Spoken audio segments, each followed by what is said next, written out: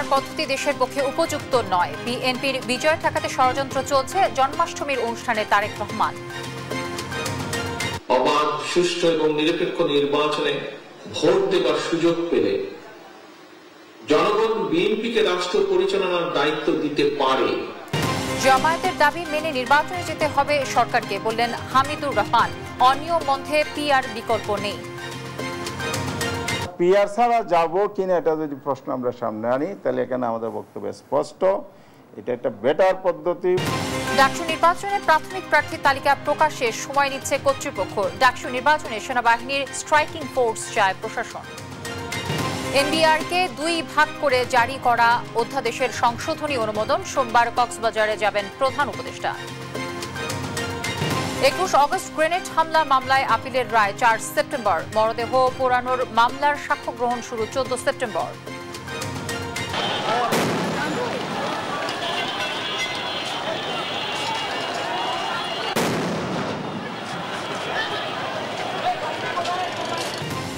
রাজধানীর সায়েন্স ল্যাবে ফের ঢাকা কলেজ ও সিটি কলেজের শিক্ষার্থীদের মধ্যে সংঘর্ষ। পুলিশ সহ আহত বেশ কয়েকজন। এবং সমালোচনা উপেক্ষা করে গাজা নগরীতে ইসরায়েলি বাহিনীর স্থল অভিযান। আতঙ্কে ফিলিস্তিনিরা পেরেছে বিমান হামলাও। দর্শক, আমন্ত্রণ সংবাদ সন্ধ্যায়। শুনছিলেন শিরোনামগুলো, সঙ্গে থাকছে আমি তানজিয়া যুথি।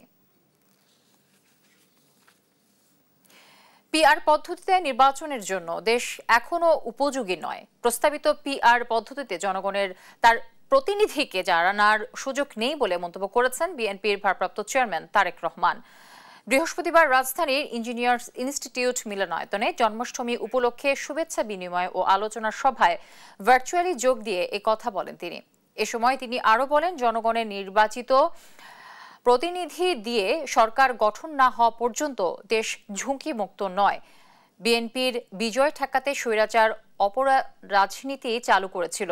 এবার স্বৈরাচার নয়, ফ্যাসিবাদ বিরোধী আন্দোলনে অংশ নেয়া দলগুলো একই কাজ করছে বলেও অভিযোগ করেন তিনি। অবাধ, সুষ্ঠু এবং নিরপেক্ষ নির্বাচনে ভোট দেবার সুযোগ পেলে জনগণ বিএনপিকে রাষ্ট্র পরিচালনার দায়িত্ব দিতে পারে। এই ভয় পলাতক স্বৈরাচার বিএনপির বিজয় ঠেকাও এর মতন অন্তর্ঘাতী অপরাজনীতি চালু করেছিল। দেশের নির্বাচনী ব্যবস্থাকেও গত 16 বছর 17 বছর ধ্বংস করে দিয়েছিল। সেটি লোকাল ইলেকশন থেকে শুরু করে জাতীয় নির্বাচন থেকে শুরু করে প্রত্যেকটি জায়গায় বাংলাদেশের অস্তিত্বের স্বার্থে বিভক্তির রাজনীতি না করার আহ্বান জানিয়েছেন বিএনপি মহাসচিব মির্জা ফখরুল ইসলাম আলমগীর। বৃহস্পতিবার বিকেলে রাজধানীর ইঞ্জিনিয়ার্স ইনস্টিটিউট মিলনায়তনে জন্মাষ্টমী উপলক্ষে শুভেচ্ছা বিনিময় ও আলোচনা সভায় তিনি একথা বলেন। জানান, আওয়ামী লীগ দেশের সমস্ত গণতান্ত্রিক কাঠামো নষ্ট করে দিয়েছে, দেশের সম্পদ বিদেশে পাচার করে দিয়েছে উল্লেখ করে বাংলাদেশকে আরও উন্নত করার জন্য এ সময় সবাইকে ঐক্যবদ্ধভাবে কাজ করার আহ্বান জানান বিএনপি মহাসচিব। এইখানে আপনাদের সকলকে বিভক্তি বিভাজনের রাজনীতি কেউ করবেন না। অতীতে যা হয়েছে হয়েছে। এখন বাংলাদেশের অস্তিত্বের জন্য, বাংলাদেশকে টিকিয়ে রাখার জন্য, বাংলাদেশের সামনে নেওয়ার জন্য, বাংলাদেশ আরো উন্নত করবার জন্য আমাদেরকে সবাইকে ঐক্যবদ্ধ হয়ে কাজ। জামায়াতের শর্ত ও দাবি মেনেই সরকারকে নির্বাচনে যেতে হবে, এমনটি জানিয়েছেন জামায়াতের সহকারী সেক্রেটারি জেনারেল হামিদুর রহমান আজাদ। তিনি বলেন, পিআর পদ্ধতিতে নির্বাচন না হলে নির্বাচন সুষ্ঠু হবে না। সুষ্ঠু অবাধ করতে হলে পিআর পদ্ধতি বিকল্প নেই বলেও মনে করেন তিনি। বাকিটা জানাচ্ছেন আমাদের সহকর্মী শিউলি রায়। বৃহস্পতিবার বিকেলে নির্বাচন ভবনে প্রধান নির্বাচন কমিশনারের সঙ্গে সাক্ষাৎ করেন জামায়াতের একটি প্রতিনিধি দল। পরে সাংবাদিকদের সঙ্গে কথা বলেন দলটির সহকারী সেক্রেটারি জেনারেল হামিদুর রহমান আজাদ। এই সময় তিনি বলেন, নির্বাচনী রোডম্যাপ নিয়ে দ্বিমত নেই জামাতের। রোডম্যাপ তো ইলেকশন কমিশনের রুটিন ওয়ার্ক, দৈনন্দিন কাজটাকে এটা চেকলিস্টে এনে ডিক্লেয়ার করে, এটাই তো রোডম্যাপ বলা হয় নাকি? এর বাইরে তো আমি আর কিছু বুঝি না, এটাই বুঝি। তবে নির্বাচন সুষ্ঠু করতে হলে পিআর পদ্ধতির কোনো বিকল্প নেই বলেও জানান তিনি। পিআর ছাড়া যাবো কিনা এটা যদি প্রশ্ন আমরা সামনে আনি, তাহলে এখানে আমাদের বক্তব্য স্পষ্ট। এটা একটা বেটার পদ্ধতি, উত্তম পদ্ধতি বলে আমরা মনে করি, জনগণ মনে করছে। জনগণ চাইলে অবশ্যই সরকারকে এটা মানতে হবে। হামিদুর রহমান আজাদ বলেন, জামাতের শর্ত এবং দাবি মেনেই নির্বাচনে যেতে হবে সরকারকে। তাহলে নির্বাচনে যাওয়ার প্রস্তুতি নেবে জামাত, না হলে নির্বাচনে যাবে না দলটি। কিন্তু নির্বাচনের জন্য যে শর্ত এবং দাবিগুলো আমরা দিয়েছি, এগুলো এনশিওর করে নির্বাচনে যেতে হবে, তাহলে আমরা প্রতিশ্রুতি অনুযায়ী ভালো নির্বাচন হবে, নাহলে ভালো নির্বাচন হবে না। এই জন্য আমরা ইলেকশনে যাব না এই প্রশ্নটা এখনো ম্যাচিওর টাইম আসে নাই, সময় এটা কথা বলবে। আমরা আশাবাদীর জায়গা থেকে বলতে পারি, আপনাদেরকে আশ্বস্ত করছি, ইনশাআল্লাহ আমরা জনমত ক্রিয়েট করে জনগণের মত হিসাবে সরকার যেন এটা মেনে নেয়। সবার জন্য সমান সুযোগ নিশ্চিত করতে হবে, যা এখনো ভোটের মাঠে অনুপস্থিত বলেও জানান জামায়াতের এই নেতা। শিউলি রায়, দেশ টিভি, ঢাকা। নির্ধারিত সময় পার হলেও ঢাকা বিশ্ববিদ্যালয় কেন্দ্রীয় ছাত্র সংসদ ডাকসু নির্বাচনের প্রাথমিক প্রার্থী তালিকা প্রকাশ করতে পারেনি নির্বাচন কমিশন। মনোনয়নপত্র যাচাই বাছাই শেষে শর্ত পূরণ না হলে বেশ কিছু প্রার্থীর মনোনয়ন বাতিল করে হবে বলে জানিয়েছেন চিফ রিটার্নিং কর্মকর্তা। এরই মধ্যে বিভিন্ন ছাত্র সংগঠন তাদের প্যানেল ঘোষণা করে গণসংযোগ শুরু করেছে। বিস্তারিত আলিমুজ্জামান সাফনের রিপোর্টে। ডাকসু নির্বাচনের উত্তাপে মুখর ঢাকা বিশ্ববিদ্যালয় ক্যাম্পাস। বৃহস্পতিবার সকালে মধুর ক্যান্টিনে সংবাদ সম্মেলন করে DUCSU for change panel. VP পদপ্রার্থী বিনিয়ামিন মোল্লার অভিযোগ, বিপুল সংখ্যক প্রার্থীকে ছবি ছাড়া ভোটার নম্বর দিয়ে শনাক্ত করা সম্ভব নয়। কারণ ছবি যদি যুক্ত না করা হয়, স্বাভাবিকভাবেই এতজনের নাম অনেক ক্ষেত্রে কাছাকাছি হয়। নাম কাছাকাছি হওয়ার কারণে কনফিউশন হতে পারে, বা এতগুলো ব্যালট নাম্বার মনে রাখা বা এভাবে করে সম্ভব না। যারা ভোট দিবেন তাদের জন্য এই প্রক্রিয়াটা সহজ করার জন্য অবশ্যই এই ছবি যুক্ত করাটা অতীব প্রয়োজনীয়। এদিন দুপুরে মধুর ক্যান্টিনে সংবাদ সম্মেলন করে জাতীয়তাবাদী ছাত্রদল।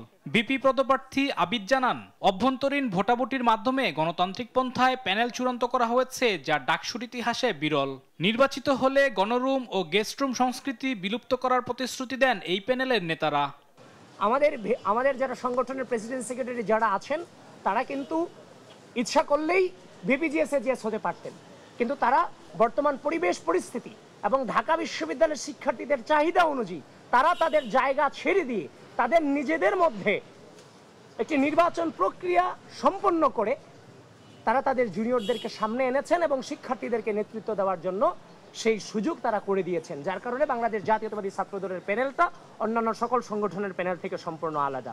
অন্যদিকে অপরাজয় বাংলার পাদদেশে স্বতন্ত্র শিক্ষার্থী ঐক্যর পূর্ণাঙ্গ প্যানেল ঘোষণা করেন উমামা ফাতেমা।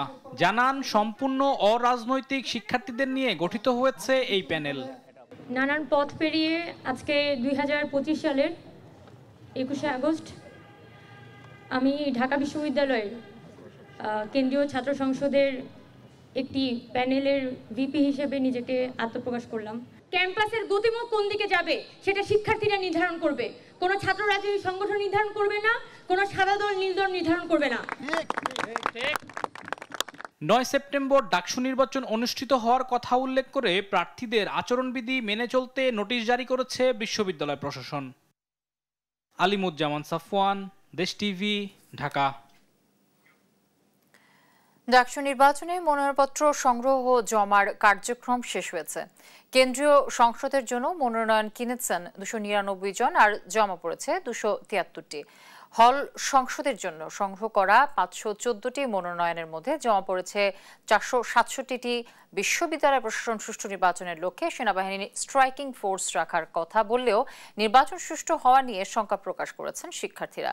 এদিকে স্বতন্ত্র প্রার্থীদের উচ্ছ্বাস চোখে পড়লেও ছাত্রদলে কুন্দর ও বাগছাছে ভাঙন দেখা গেছে। সহকর্মী দেওয়ানি মনের প্রতিবেদন জানাচ্ছেন ফারজানা আফরোজ টুম্পা। বৃহস্পতিবার ছিল জাহাঙ্গীরনগর বিশ্ববিদ্যালয়ের কেন্দ্রীয় শিক্ষার্থী সংসদ ও হল সংসদ নির্বাচনের মনোনয়নপত্র উত্তোলন ও জমা দেওয়ার শেষ দিন। এদিন সকাল থেকেই জাকসু নির্বাচনের অস্থায়ী কার্যালয়ে দলে দলে প্রার্থীরা এসে মনোনয়নপত্র সংগ্রহ ও জমা দেন। নির্বাচন উপলক্ষে ক্যাম্পাস জুড়ে বইছে উৎসবের আমেজ। তফসিল অনুযায়ী যথাসময়ে শেষ হলো মনোনয়নপত্র উত্তোলন কার্যক্রম। এখন যাচাই বাছাই শেষে প্রকাশ করা হবে চূড়ান্ত প্রার্থী তালিকা।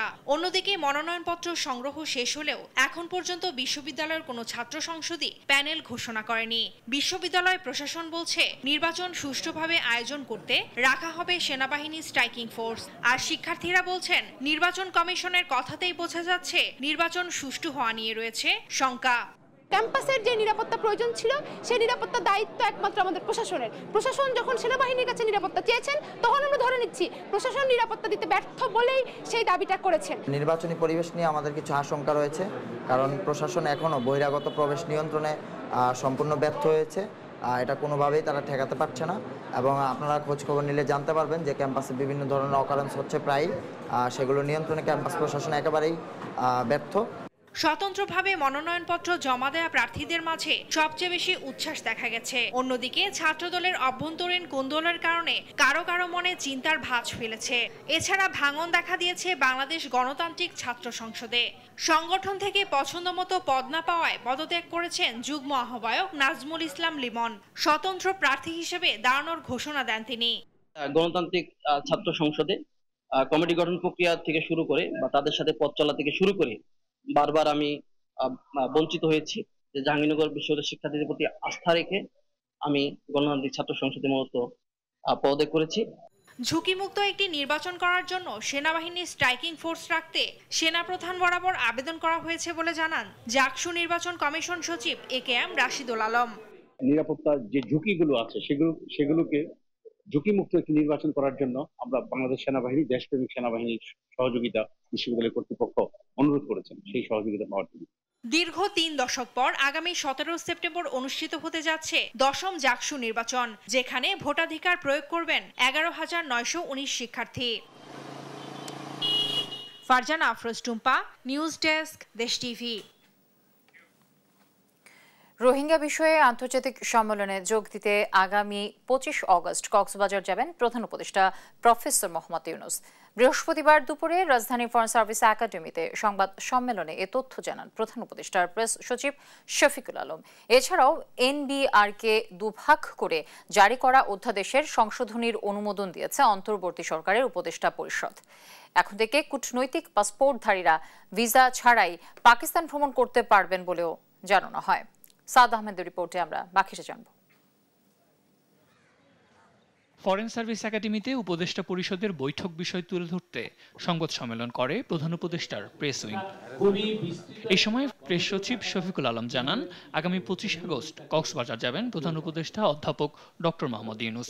রোহিঙ্গা সমস্যা সমাধানে কনফারেন্সে 40টি দেশের প্রতিনিধিরা উপস্থিত থাকবেন বলেও জানান তিনি। 25 তারিখে আমাদের চিফ অ্যাডভাইজার মহোদয় ওখানে যাচ্ছেন এবং 26 তারিখে এই তারপর উনি এসে পড়ার পরেও কন্টিনিউ করবেন ডায়ালগ এবং এটা 26 তারিখে কনক্লুশন হবে।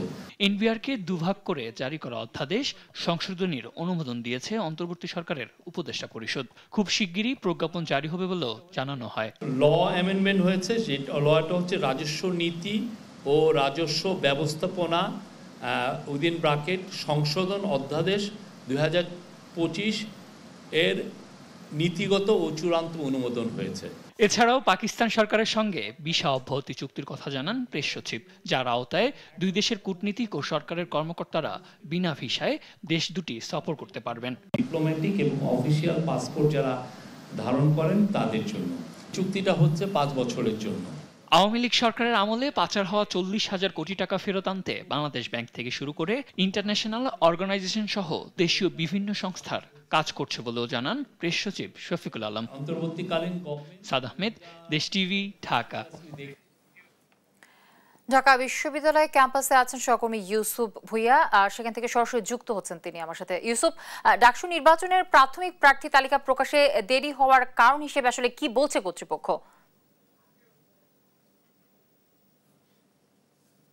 ঢাকা বিশ্ববিদ্যালয় ছাত্র সংসদ এবং হল সংসদ নির্বাচনের প্রার্থীরা আসলে চূড়ান্ত পর্যায়ে করছে। আপনারা দেখতে পাচ্ছেন, আমরা এখন অপেক্ষা করছি। আসলে কিছুক্ষণ পরে আসলে কথা বলবেন যে চিফ রিটার্নিং কর্মকর্তা রয়েছেন অধ্যাপক জসিমউদ্দিন। আমরা তার কার্যালয়ের সামনে আসলে অপেক্ষা করছি। আসলে তিনি কিছুক্ষণের মধ্যে আসলে আমাদের সাথে কথা বলবেন বলে আশ্বাস দিয়েছেন। আমরা আসলে সংবাদকর্মী যারা রয়েছে তারা সবাই অপেক্ষা করছি আসলে তিনি আমাদের সাথে কথা বলে আমাদেরকে জানাবেন আসলে যে প্রক্রিয়া যাচাই বাছাই হয়েছে সেই যাচাই বাছাইয়ের প্রক্রিয়া এবং কারা কারা জমা দিয়েছেন এবং সম্পূর্ণভাবে মনোনয়ন কাদের গ্রহণ করা হয়েছে।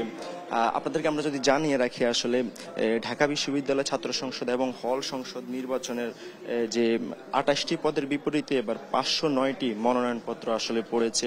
আর হল সংসদ নির্বাচনের জন্য 18টি হলে মোট 1109টি মনোনয়নপত্র জমা পড়েছে। বিশ্ববিদ্যালয়ের তালিকা অনুযায়ী এবারের নির্বাচনে মোট ভোটারের সংখ্যা 39,775 জনের মতো। সেই সংখ্যা হিসাব করতে গেলে যদি পরিসংখ্যান বিবেচনা করে তাহলে 25 জন শিক্ষার্থীর মধ্যে একজন করে ডাকসু প্রার্থী হিসেবে মানে মনোনয়ন জমা দিয়েছে। গেল মঙ্গলবারে যে বিশ্ববিদ্যালয়ের দেওয়া হিসেব অনুযায়ী কেন্দ্রীয় সংসদের মোট 658টি মনোনয়ন সংগ্রহ করা হয়েছিল। তবে 149টি মনোনয়নপত্র জমা হয়নি বলে আমাদেরকে চিফ রিটার্নিং কর্মকর্তার অফিস থেকে জানানো হয়েছে। এবং হল সংসদের জন্য বিক্রি হয়েছিল প্রায় 1427টি মনোনয়নপত্র। তার মধ্যে জমা হয়নি 318টির মধ্যে। ইতিমধ্যে আসলে বিভিন্ন হল সংসদের ধরেন 4টি প্যানেল ঘোষণা হয়েছে। তার মধ্যে বাংলাদেশ ছাত্রদল, বাংলাদেশ গণতান্ত্রিক ছাত্র সংসদ এবং আরেকটি যেমন এই সহ বাংলাদেশ ছাত্র শিবির সহ প্রায় 4টি প্যানেল পূর্ণাঙ্গভাবে ঘোষিত হয়েছে। এর মধ্যে আরো আজকেই আমরা জানতে পারবো বিস্তারিত যে হল প্যানেলগুলো রয়েছে তারা আসলে বিস্তারিত নিজেদের প্যানেল ঘোষণা করবে বলে আমরা জানতে পেরেছি। ডাকসুগত নির্বাচনে কেন্দ্রীয় সংসদের 25টি পদের মধ্যে জন্য 237টি এবং হল সংসদের জন্য মোট 594টি মনোনয়নপত্র দেওয়া হয়েছিল। অর্থাৎ এবার দ্বিগুণের বেশি মনোনয়নপত্র জমা হয়েছে বলে আমরা জানতে পেরেছি। তফসিল অনুযায়ী মনোনয়নপত্র প্রত্যাহারের শেষ দিন আসলে 25 আগস্ট এবং পরের দিন প্রকাশ করা হবে প্রার্থীর চূড়ান্ত তালিকা। এবং সব হিসাব করতে গেলে আসলে মনোনয়নের শেষ দিন চূড়ান্ত হবে 25 আগস্ট আসলে সেই শেষভাবে। এবং সব ঠিক থাকলে আসলে আগামী 9 সেপ্টেম্বর ঢাকা বিশ্ববিদ্যালয় ছাত্র সংসদ এবং হল সংসদ নির্বাচন অনুষ্ঠিত হবে। দর্শক, ঢাকা বিশ্ববিদ্যালয় ক্যাম্পাস থেকে যুক্ত ছিলেন আমাদের সহকর্মী ইউসুফ ভূঁইয়া। 21 আগস্ট গ্রেনেড হামলা মামলায় বিএনপি ভারপ্রাপ্ত চেয়ারম্যান তারেক রহমান সহ সব আসামির খালাসের রায়ের বিরুদ্ধে রাষ্ট্রপক্ষের করা আপিলের রায় হবে আগামী 4 সেপ্টেম্বর। বৃহস্পতিবার আপিলের উপর 5ম দিনের শুনানি শেষে প্রধান বিচারপতি সৈয়দ রেফাত আহমেদের নেতৃত্বাধীন 6 সদস্যের বেঞ্চ এদিন নির্ধারণ করেন। AH হিমেলের report. 2004 সালে 21 আগস্ট গ্রেনেড হামলায় প্রাণ যায় 24 জনের। আলোচিত এই মামলায় সাবেক স্বরাষ্ট্র প্রতিমন্ত্রী লুৎফুজ্জামান বাবর সহ 19 জনকে মৃত্যুদণ্ড দেয় বিচারিক আদালত। এই মামলায় বিএনপির ভারপ্রাপ্ত চেয়ারম্যান তারেক রহমান সহ 19 জনকে দেওয়া হয় যাবজ্জীবন কারাদণ্ড। বিভিন্ন মেয়াদে সাজা দেওয়া হয় 11 জনের। 2024 সালে 1 ডিসেম্বর এই মামলা সব আসামিকে খালাস দেয় আদালত। পরে রায়ের বিরুদ্ধে আপিল করে রাষ্ট্রপক্ষ। বৃহস্পতিবার সকালে প্রধান বিচারপতির নেতৃত্বাধীন হাইকোর্টে শুরু হয় আসামি পক্ষের 5ম দিনের শুনানি। শুনানি শেষে তারেক রহমানের আইনজীবী বলেন, এই মামলায় ভয়ভীতি ও প্রলোভন দেখিয়ে সাক্ষ্য গ্রহণ করা হয়েছে। অনৈতিকভাবে নেওয়া এই জবানবন্দি গ্রহণযোগ্য নয় বলে দাবি করেন আসামি পক্ষের আইনজীবী। আমরা এই মামলা পরিচালনা করতে গিয়ে আমি তন্ন তন্ন করে দেখেছি যে 225 জন সাক্ষীর মধ্যে এমন কোনো সাক্ষী নাই যে ওনার কথা বলেছে। শুধুমাত্র টর্চার করে যে স্বীকারোক্তি আদায় করা হয়েছে সেই স্বীকারোক্তিতে এবং সেই স্বীকারোক্তিগুলো প্রত্যেকটা স্বীকারোক্তি আবার আসামিরা তাদের মুফতি হান্নান তার জীবদ্দশা এবং অন্যান্য আসামিরা এই স্বীকারোক্তিগুলি প্রত্যাহার করেছেন। 21 আগস্ট গ্রেনেড হামলা মামলা ছিল বিচারের নামে এক প্রহসন বলে দাবি করেন আসামি পক্ষের আইনজীবী শিশির মনির। এই মামলার ফার্দার ইনভেস্টিগেশন করতে গিয়ে পুলিশের অফিসার ডিজিএফআই এনএসআই এর মধ্যে এক ধরনের বিশৃঙ্খলা তৈরি করার চেষ্টা করা হয়েছে। কাউকে আসামি বানানো হয়েছে, কাউকে আবার সাক্ষী বানানো হয়েছে। সিনিয়রকে সাক্ষী করেছেন, জুনিয়রকে আসামি বানিয়েছেন। আমরা বলছি বাংলাদেশে এই ধরনের ক্রিমিনাল বিচার ব্যবস্থার ইনভেস্টিগেশনের জন্য একটা স্বাধীন ইনভেস্টিগেশন এজেন্সি গড়ে তোলা দরকার, যেন জাতি ভবিষ্যতে উপকৃত হয়। শুনানিতে রাষ্ট্রপক্ষের আইনজীবী ও আসামি পক্ষের আইনজীবীর তথ্য উপাত্ত বিশ্লেষণ করে প্রধান বিচারপতি সৈয়দ রেফাত আহমেদের নেতৃত্বাধীন 6 সদস্যের আপিল বেঞ্চ 4 সেপ্টেম্বর এই মামলার রায়ের দিন ধার্য করেন। AH হিমেল, দেশ টিভি, ঢাকা। জুলাই অগস্টে ছাত্র জনতার আন্দোলনের সময় আশুলিয়ায় 6 জনের লাশ পুড়িয়ে ফেলা ও একজনকে গুলি করে হত্যার ঘটনায় করা মামলায় আন্তর্জাতিক অপরাধ ট্রাইব্যুনাল 2 বিচার শুরুর আদেশ দিয়েছেন। এ মামলায় এক পুলিশ সদস্য রাজসাক্ষী হওয়ার আবেদন জানিয়েছেন। এদিকে দেলোয়ার হোসেন সাইদির মামলার অন্যতম সাক্ষী সুখরঞ্জন বালি অপহরণ, নির্যাতন ও আটকে রাখার ঘটনায় শেখ হাসিনা সহ 32 জনের বিরুদ্ধে মামলা করেছে ট্রাইব্যুনালে। সাবরিনা মজুমদারের রিপোর্টে বিস্তারিত। 2024 সালের 5 আগস্ট আগুনে পুড়িয়ে ফেলা হচ্ছে 6 তরুণের লাশ, যাদের একজন তখনও জীবিত। এমন বর্বরতায় মেতেছিল আইন শৃঙ্খলা রক্ষাকারী বাহিনীর সদস্যরা। তার আগের দিন 4 আগস্ট আশুলিয়া থানার সামনে আরও একজনকে গুলি করে হত্যা করা হয়। সেই মানবতা বিরোধী অপরাধের মামলায় বৃহস্পতিবার ট্রাইব্যুনাল 2 অভিযোগ গঠনের আদেশ দিয়েছেন। এ সময় আদালতে উপস্থিত ছিলেন ওসি আরাফাত হোসেন সহ 8 আসামি। অভিযোগ গঠনের এক পর্যায়ে এই মামলার আসামি SI শেখ আফজালুল হক তার নিজের দোষ স্বীকার করে রাজসাক্ষী হওয়ার আবেদন করেন। এই মামলার সূচনা বক্তব্য ও সাক্ষ্য দেওয়ার জন্য আগামী 14 সেপ্টেম্বর দিন ধার্য করেছেন আদালত। আদালত তার দোষ স্বীকার যে করেছেন সেই অংশটুকু তার বক্তব্য রেকর্ড করেছেন এবং তিনি আরও যে কথা বলতে চান, উনি রাজসাক্ষী হতে চেয়েছেন। আদালত বলেছেন এই ব্যাপারে আপনি লিখিত আবেদন দিতে পারেন, সেইটা আমরা কনসিডার করব কি করব না এটা পরবর্তীতে বিবেচনা করব। এদিন জামাত নেতা দেলোয়ার হোসেন সাইদির সাক্ষী সুখরঞ্জন বালি গুম নির্যাতনের ঘটনায় শেখ হাসিনার সাবেক প্রধান বিচারপতি SK সিনহা সহ 32 জনের বিরুদ্ধে ট্রাইব্যুনালে অভিযোগ দায়ের করেছেন। বলেন, সাইদির বিরুদ্ধে সাক্ষ্য দেওয়ার জন্য প্রসিকিউশনের পক্ষ থেকে চাপ দেওয়া হয় তাকে।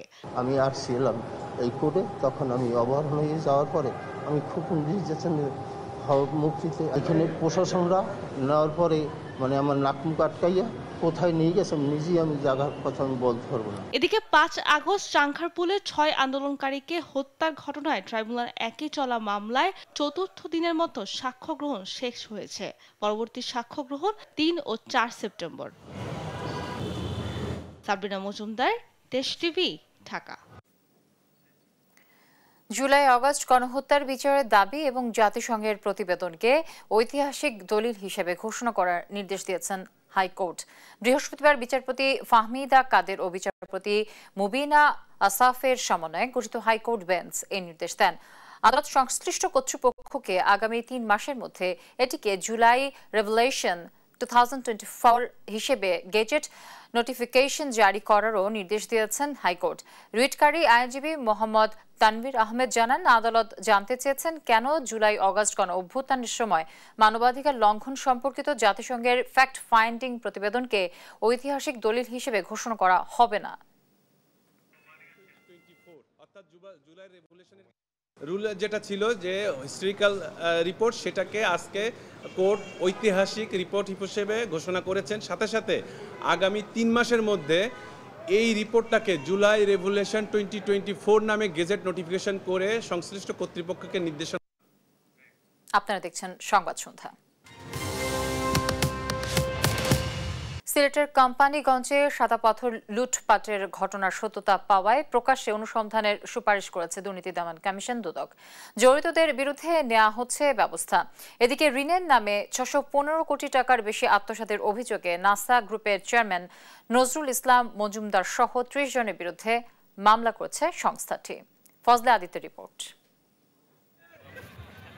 পাথর চুরি ও প্রতিস্থাপন সব মিলিয়ে টক অফ দ্য কান্ট্রি সিলেটের সাদা পাথর চুরির ঘটনা সামনে এলে নড়েচড়ে বসে দেশের প্রশাসন। পাথর চুরি বন্ধে চালানো হয় যৌথ অভিযান। গত 13ই আগস্ট সিলেটের কোম্পানিগঞ্জে সাদা পাথর লুটের ঘটনায় দুদকের সম্মিলিত জেলা কার্যালয় থেকে 5 সদস্যের একটি এনফোর্সমেন্ট অভিযান চালায় দুদক।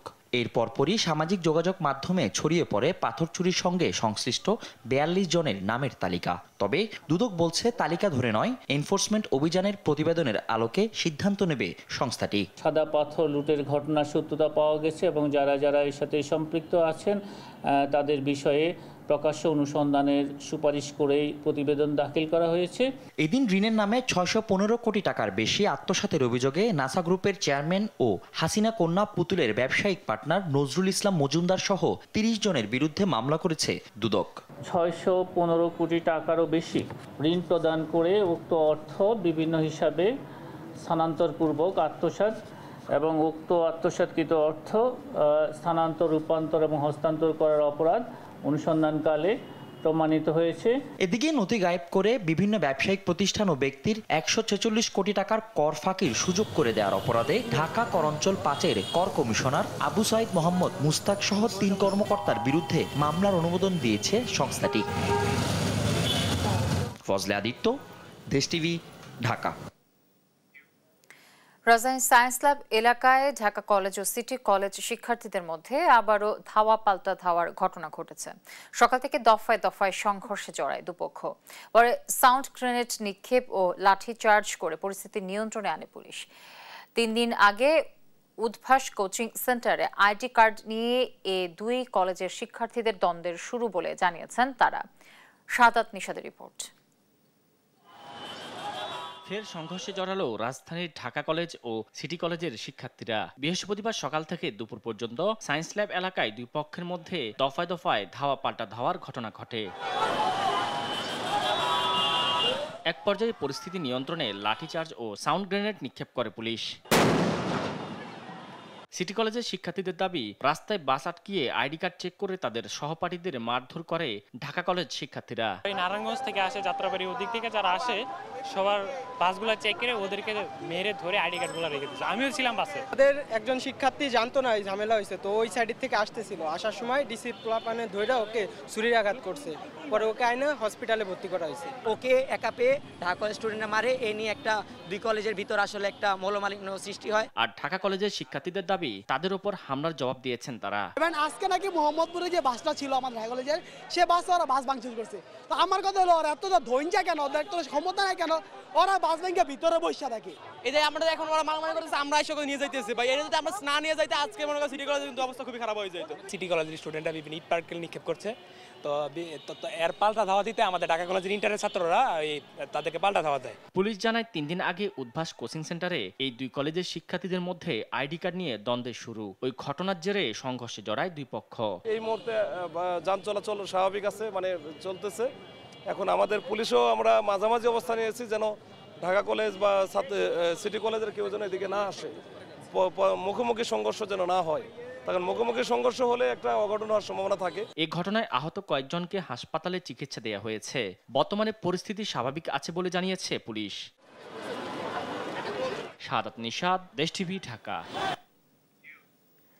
কেরানীগঞ্জে উচ্ছেদ অভিযানের 2য় দিনে অবৈধ স্থাপনা ও ডকইয়ার্ড ঘুরিয়ে দিয়ে বুড়িগঙ্গা নদী তীরের প্রায় 1 একর জায়গা উদ্ধার করেছে বিআইডব্লিউটিএ। অভিযানে সাবেক প্রতিমন্ত্রী নজরুল হামিদের কাটুয়াইয়েলের বাংলো বাড়ির বাকি অংশ ও শ্যামপুরের বাংলো বাড়ির প্রাচীর ও ভেঙে ফেলা হয়। বৃহস্পতিবার সকাল 10টায় শুরু হয় 2য় দিনের উচ্ছেদ অভিযান। তন্দ্রা তারণের রিপোর্ট। বুড়িগঙ্গা নদীর জায়গায় ছিল অবৈধ ডকইয়ার্ড ও 28টি আধা পাকা দোকান। বেদখল ছিল প্রায় 1 একর জায়গা। বিআইডব্লিউটি এর কর্মকর্তারা বলছেন, সীমানা পিলারের অন্তত 100 ফুট ভেতরে চলে এসেছিল এসব স্থাপনা। দক্ষিণ কেরানীগঞ্জের কাটোয়াইল এলাকায় এসব অবৈধ স্থাপনা গুড়িয়ে দেয় বিআইডব্লিউটিএ। পরে নদীর সীমানার ভেতরে আসা সাবেক প্রতিমন্ত্রী নজরুল হামিদের কাটোয়াইলের বাংলো বাড়ির বাকি অংশ ও শ্যামপুরের বাংলো বাড়ির প্রাচীরও ভেঙে দেওয়া হয়। গতকালে উচ্ছেদ অভিযান শুরু করেছি। আপনারা জানেন যে নজরুল আহমেদ বিপুর একটা আমাদের বিআইডব্লিউটি সীমানা পিলার অভ্যন্তরে একটা দ্বিতল 2টি ভবন বাংলো নির্মাণ করেছিল। সেই ভবন কিন্তু আমরা ঘুরিয়ে দিয়েছি। আমরা স্পষ্ট বিআইডব্লিউটির তরফ থেকে স্পষ্ট মেসেজ হচ্ছে, দখলদার যত বড়ই হোক, যত শক্তিশালী হোক, আমরা কোনো ছাড় দেব না। তবে ভুক্তভোগীদের অভিযোগ, অস্থায়ী কিছু যন্ত্রপাতি সহ সীমানার বাইরের স্থাপনাও ভাঙা হয়েছে। আমার যে মেশিনটা আছে এটা হলো অনাস্থায়ী, স্থায়ী না। স্থায়ী যেটা স্থায়ী স্থাপনা যেটা এটা তারা ভাঙা ফেলবো, আর যেটা অনাস্থায়ী স্থাপনা এটা তো ভাঙার কোনো ইয়ে। পুলিশ প্রশাসন নিয়ে আইছে, এরকম তারা কথা আমার আগে তো তারা লাঠিচার্জ করে। তাদের যে সীমারেখা, সেই সীমারেখার ভিতরে কেন তারা ক্ষয়ক্ষতি করবে? মানুষের এটা তো মানুষের দুর্ভোগ এবং হয়রানি মানে মানুষের ক্ষতি করছে এবং এই ক্ষতিপূরণটা কে দিবে? আজকে আসছে মেশিনটা, সেই মেশিনটা তার ভেঙে ফেলাইলো এবং ভিতর থেকে 20 ফিট ভিতর থেকে টাইন নাই না, তারপরে ভাঙা। কেন এটা ভাঙা? বিআইডব্লিউটিএ কর্মকর্তারা বলছেন নিয়ম অনুযায়ী সীমানা থেকেও 150 ফুট দূরত্বে স্থাপনা থাকতে পারবে না। তাদেরকে আমরা মাইকিং করা হয়েছে এবং নোটিশ দেওয়া হয়েছে, তারা কিন্তু এই সমস্ত স্থাপনা কিন্তু সরিয়ে নেয়নি, যার ফলে আমরা আজকে তাদেরকে উচ্ছেদ দেওয়া হয়নি। তাদের পোর্ট লিমিট হচ্ছে 150 ফিট। আমাদের যে অ্যালাইনমেন্ট আছে, অ্যালাইনমেন্টের বাইরে কিন্তু আমরা এই সমস্ত কাজ করিনি। আমরা পরবর্তীতে আরো উচ্ছেদ প্রোগ্রাম নিচ্ছি। নদীর তীরে যতগুলি অবৈধ স্থাপনা আছে, আরো কিছু স্থাপনা 5 আগস্টের পরে গড়ে উঠেছে, এগুলো আমরা ভেঙে দেব। 2009 সালে জনস্বার্থে দায়ের করা একটি রিটের আদেশে দেয়া উচ্চ আদালতের নির্দেশনা অনুযায়ী এ উচ্ছেদ অভিযান পরিচালনা করা হচ্ছে। তন্দ্রা তারণ্য, দেশ টিভি, ঢাকা। দেখছেন সংবাদ সন্ধ্যা।